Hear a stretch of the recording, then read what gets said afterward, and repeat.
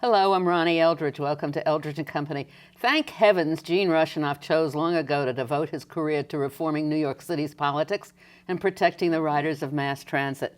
He is the senior staff attorney at NYPIRG, the New York Public Interest Research Group, and the attorney for their Straphangers Campaign, and my guest today. Welcome. Thank you for the generous introduction. Oh, please. You are. I mean, who would we have championing us? Who else is worrying about charter reform or what's happening to people traveling on mass transit in this city?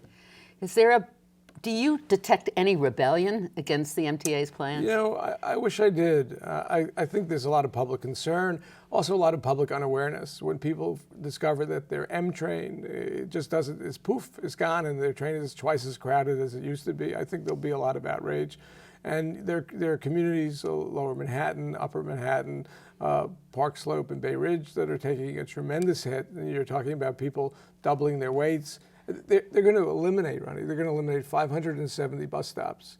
You know, there'll be no more service at those stops. They started doing that a while ago, and it took me by such surprise. I mean, you had to walk, and I kept thinking, what about older people? What are they going to do? How do they get to these bus stops? Well, I think we're going to find out. You know, it's an overwhelming number, but I think we'll find out that several are in extremely sensitive locations, near apartment houses, senior centers, and there'll be a lot of anger.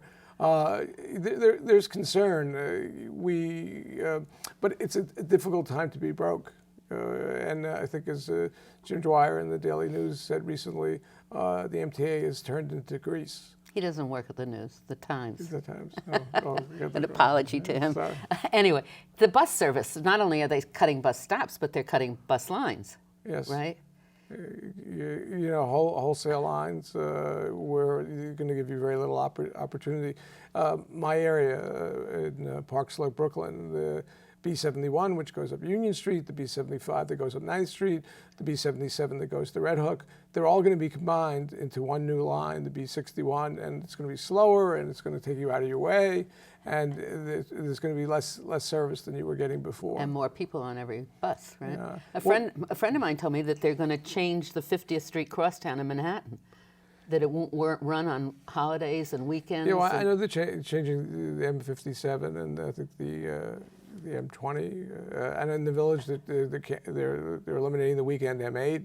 There are dozens of routes that are affected. It's really, the president of the Transit Authority, a man named Tom Prendergast, said it was the worst cuts. They are the worst cuts he's seen in 35 years in the business. So there are two questions. One is who makes the decisions about the cuts, but more basic to that is, what are we doing with a mass transit system in the city of New York that isn't properly funded or isn't seen as a necessity to be funded? It's probably the best asset the city has for getting out of this great recession. It's cities all across America envy New York, our ability to move people relatively cheaply and efficiently. And it's, you know, hurting it is cutting off our nose to spite our face. You know, I don't want to strike a totally negative note. There's still some efforts. There's a bill in the Senate, and now it's been introduced in the House. In the Senate, it's been introduced by Senator Schumer, Gillibrand, Menendez from New Jersey, and Dodd from Connecticut, and Michael McMahon introduced it in the House. And it would raise $2 billion in emergency money, kind of like a bailout, the way the banks were bailed out. And this would help systems across America. We're not alone. The group called Transportation for America believes that there are about they know that 84% of the transit systems in America have either raised fares or cut service or done both in recent times, and they need help. You read stories of whole routes disappear in Chicago and St. Louis, and so we're hoping that there's a chance that the federal government might step in, and that's really our last hope. Otherwise, if they don't, by June 28th, these cuts will take effect, and they're working in high gear over at the MTA, assuming that they're going to happen. It's, I mean, you don't see a road leading into a city, I don't think in any city, that isn't clogged with cars that are polluting the air. I mean, does anybody not have the feeling that the future of the country is on mass transit? Well, you know, I wish I could say yes. I mean, the Obama administration is spending billions of dollars on high-speed rail, and you could debate whether at a time that the existing transit systems in America are in such trouble you should be doing it, but it's a very expensive proposition, a high-speed rail between New York and Chicago, and these are something that some of, like Japan, France has. In London, you get off at the airport at Heathrow, and you get a train that takes you directly downtown. You're talking to someone who's been in the trenches a lot, and so those seem, I have the view that most writers do, which is that, you fix the damn M train first, or don't make traveling on the weekend such a hell. The debt that I read someplace of $3 billion in 2000 is now $30 billion. Well, what does here's that the mean? deal. This is a shocking statistic, Ronnie. The MTA has borrowed $28 billion for new cars and signals and stations and good stuff. But it's now the 5th largest government debtor in the United States. Only California, New York, City and State, and Massachusetts are ahead of us. And the result is that they're paying about $2 billion a year out of an $11 billion budget just on the debt service before. And, it's a legacy of George Pataki's administration. The Democrats before him would tax and spend, and that has its, antagonists. The Republicans would borrow and spend, so they wouldn't have to raise taxes, but the result is an enormous burden on the riding public. The other statistic is that we pay about 55% of the costs of running the subways and buses in New York City. And that may sound like a bargain to some people. The rest is picked up by government and taxes and tolls. But the average in America is about 37%. You go to cities like Boston, LA, Chicago, Atlanta, Washington, D.C., the riders pay a much smaller share of the cost of running those systems. That's because it comes from the government. Yes. So it was years ago, I guess, that the state and city cut their payments to the MTA. When was that? Do you remember? Well, it was in the early 90s, late 80s. I was when Giuliani became mayor. It's Another one of our he did what other people before him and since him have done, which is appoint his director of Office of Management and Budget to be on the board, ostensibly to watch the books closely, but also to find out if there's any money kicking around that the city can glom onto. And that's a real issue now, which is that the one thing that the MTA did all these cuts and they voted them through, but the one thing they didn't vote on was the proposal to eliminate student Metro cards, which are relied on by 585,000 students, including my own daughters. And it's, we live in a city where we encourage people to send their kids to places that are not in the neighborhood. It's a choice system. The mayor is very proud of that. And also, another shocking statistic, 68% of the kids in high school are eligible for free lunch, which means they come from families with incomes below $28,000. So the idea of paying hundreds of dollars more to get to school is just, it's just insane. And so, there's still hope that the mayor will step up to the plate and find the money to help the MTA with the cost of moving these kids, which is a lot. But right now on the table is that the end of the month, June, that those passes will as I understand the timetable, there'll still definitely be passes through summer school over the summer. In September, if the MTA's current proposal is voted on by the board and not changed, everybody will travel at half fare. And the next September in 2011, there'll be no free fare, no half fare, you're on your own. So these cuts in services are to prevent raising the fare, so-called, supposedly? Well, on this I have sympathy for the MTA, which is that they have about an $800 million deficit.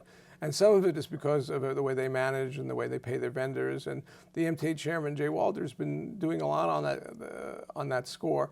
But the real reason why they're in such trouble is they're funded by those fares and tolls, but also by a series of dedicated taxes, sales tax, corporate income tax, a gasoline tax, and a taxi. They're all coming in below what they were projected to come in, and that's a result of the economy. One of the taxes is, or two of them are real estate taxes. Like 3-4 years ago, they brought in more than $1 billion a year, and now they're bringing in about $400 million, a kind of catastrophic dip in the proceeds. So they find themselves in this position where, and it keeps getting worse. That's what's the problem. The history of this is the MTA presented a series of what they call doomsday cuts back in '08. And the legislature came up with a bailout package at that time, so-called bailout package, $1.8 billion, but it fell apart. And so, hence reporters at the Times are saying that they're like Greece. And it got worse in December, and then it got worse again in February. I'm hoping it's not a free fall, but they're presented a problem. A lot of people think they're like very wasteful. They see everybody swipe into the system. But I genuinely believe that if you find yourself getting hundreds of millions of dollars less in subsidy, you have to deal with it. And which is why we're working with other environmental groups and a lot of the transit labor unions to press Washington to come up with more aid.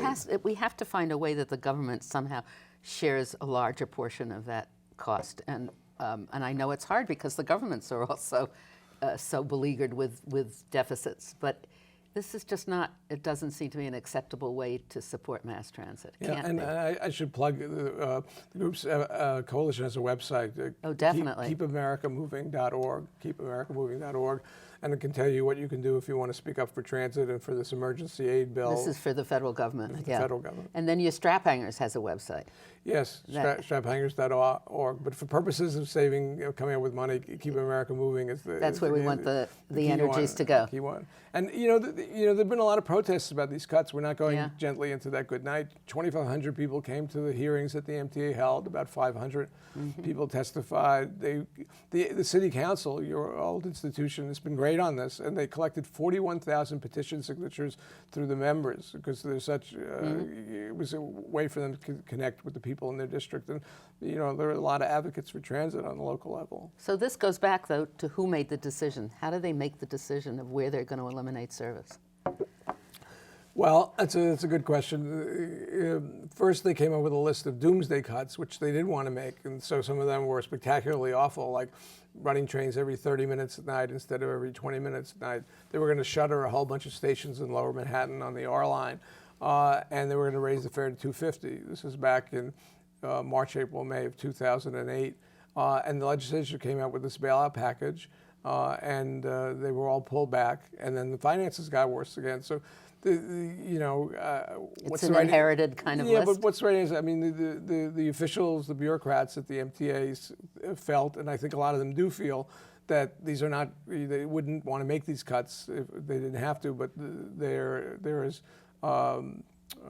as acceptable. I don't know if that's the right word. They think they do the least damage. We disagree. Like, for example, they axed 450 station booth attendants, and we think having people at the front of the system when you come in is really critical for convenience and safety. And they don't feel that way. And so now, we're very concerned about turnstile jumping increasing. And there was an article today in the papers that said that one of the daily, I think it was AM New York, one of the daily papers, about how people are jamming the MetroCard vending machines at places where there are no clerk and then selling swipes to people. And the ingenuity of the people in New York, right? And the hardship for the people who can't, pay for a pass to get in because the machine doesn't work. And it is very expensive. It's expensive for working people, and if you're not working, if you've been laid off, or you don't have a job, I don't know how you are expected to move around. So, in other words, it's a very dismal picture. Try to get the money from Washington. How do we look forward to the future? Well, like everyone else, we're hopeful and wishing that the economy picks up. That's really critical. I mean, the subways and buses are very affected by there's almost a direct coordination between employment and mass transit. Although the numbers have stayed very high even through this recession. People have been using the system a lot. It's very interesting. Let's skip now to the Charter Commission. Okay. NYPIRG is an interesting organization. It's both an advocacy organization, and from what I can get, it's like a training organization, isn't it? I mean, it works with college students. It's Yes. run by students. Yes, we have a board of directors for Yeah. representing all of our colleges. Right.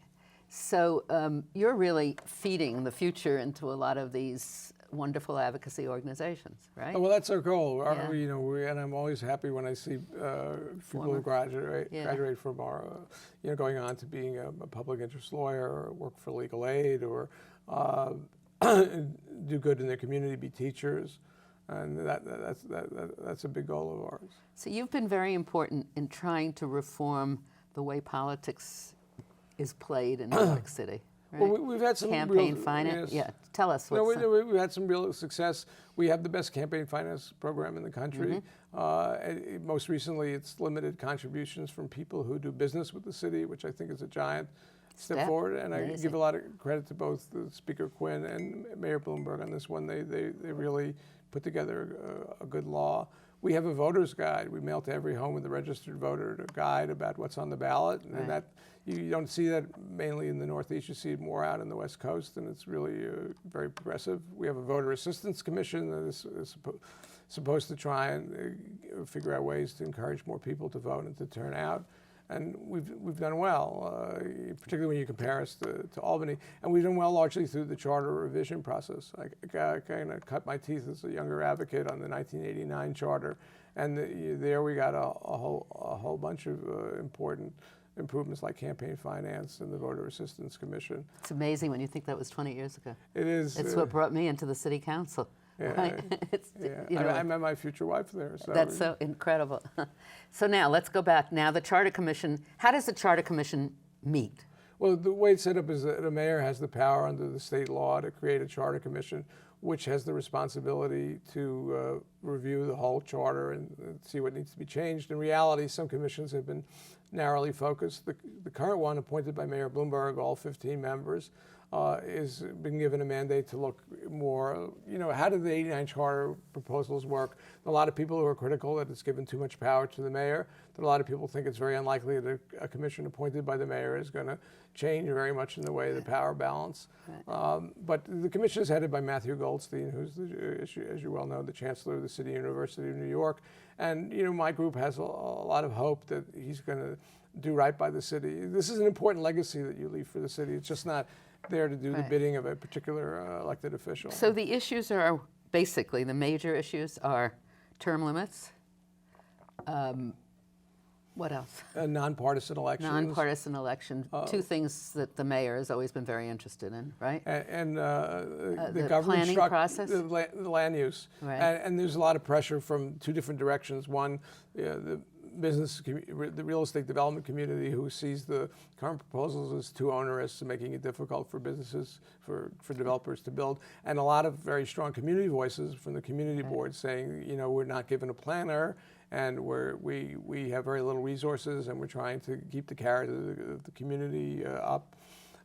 So that there's that tension, and it's a very complicated topic, the land use process, with a lot of legal overlay on it. So complicated that you can't even really, it's very difficult to understand. And then there's also this issue of government structure.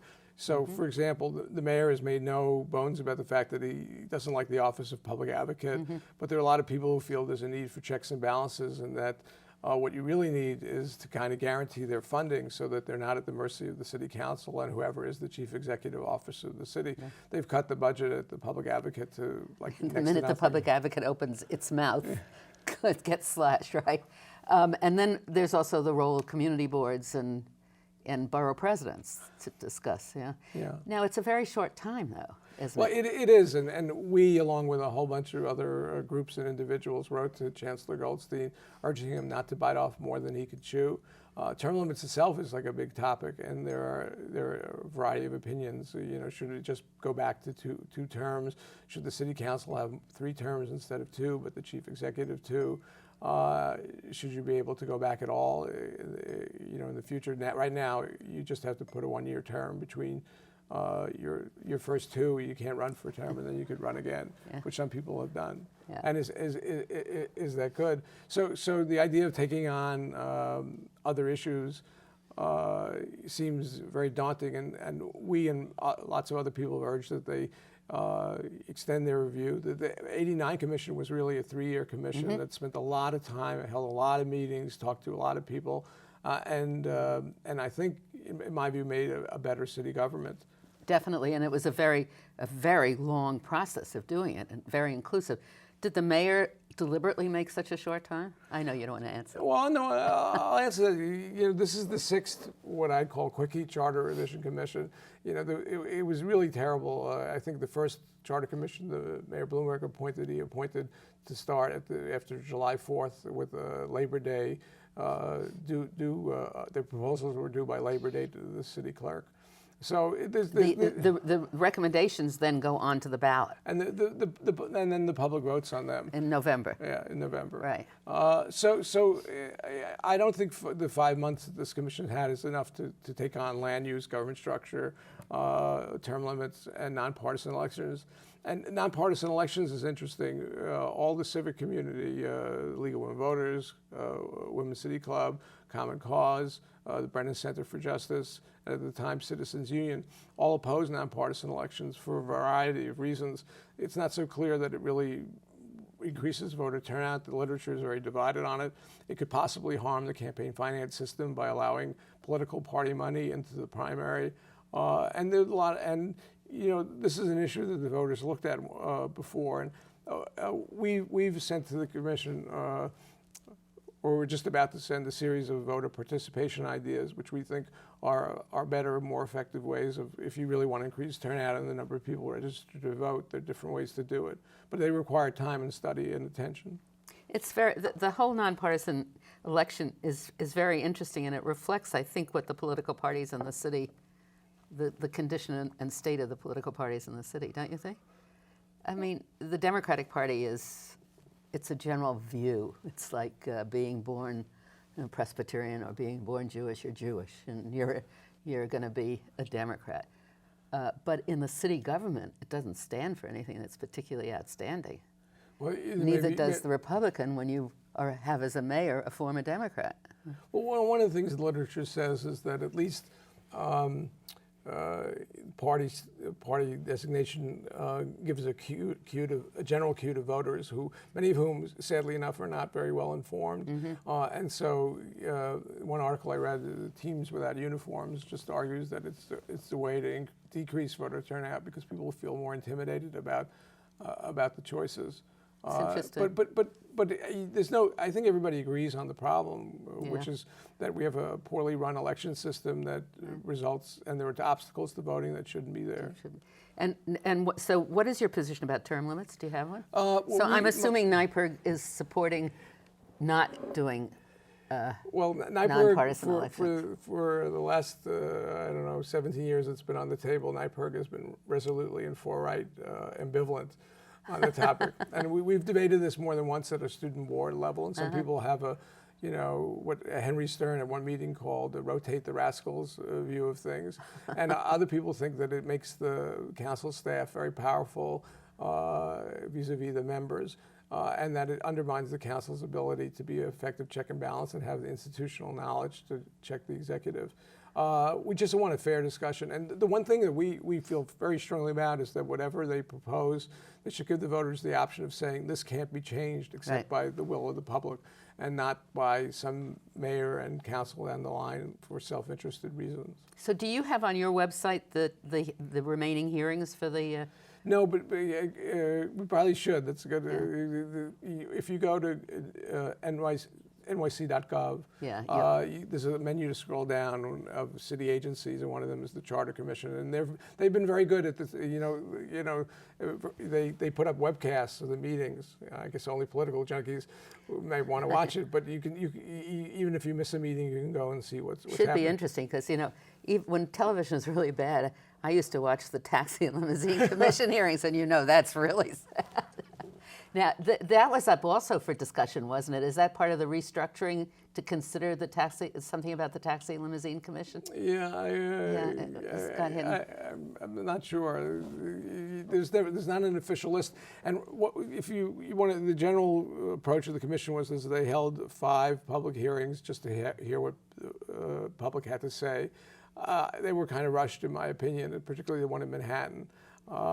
With very little notice to the public. But people came out, particularly a lot of the people who care about land use and the borough's voice. And boy, do they care. And then a lot of people from the Independence Party who care a great deal about nonpartisan elections.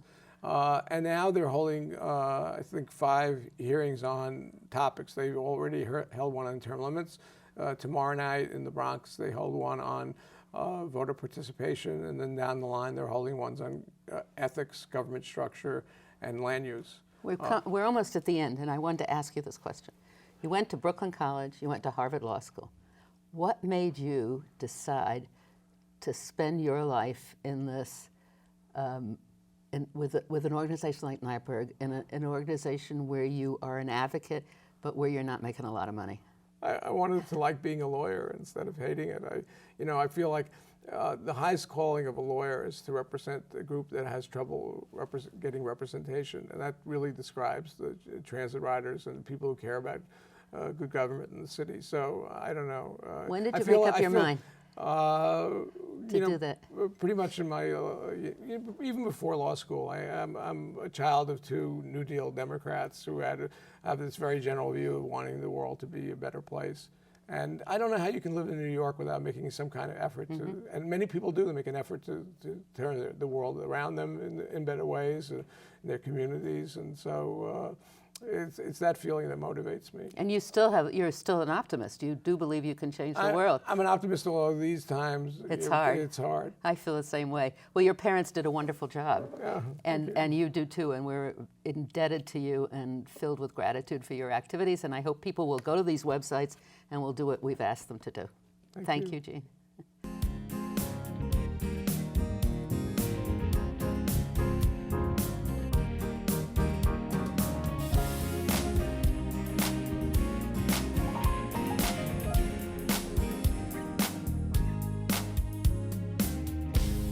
If there are any people you'd like to hear and topics you'd like us to explore, please let me know.